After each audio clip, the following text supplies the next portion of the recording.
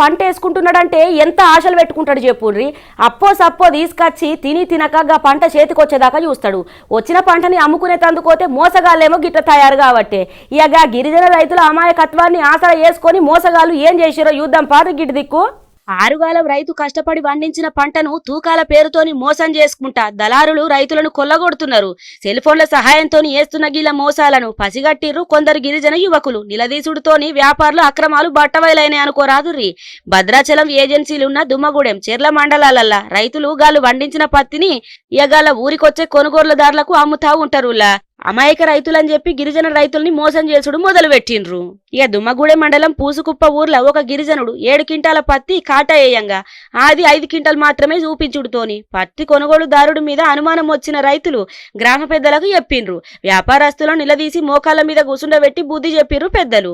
ఇక సదురు వ్యాపారుల నుంచి కూడా రైతులకు రావాల్సిన పైకమంతా ఇప్పించి ఇక వ్యాపారస్తులను హెచ్చరించి అక్కడి నుంచి ఎల్లగొట్టిర్రులా.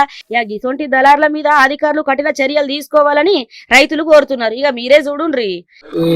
పత్తి అమ్మడం అయింది. 4 క్వింటాలు 22 కేజీలు వచ్చింది. మాకు తేడా డౌట్ వచ్చి ఊరికే ఫోన్లో నొక్కుతాను వాళ్ళు. మళ్ళీ డౌట్ వచ్చి మళ్ళీ పత్తి దింపేసి మళ్ళీ మా కాటతో మేము వేసాము. 80 కేజీలు తేడా వస్తుంది.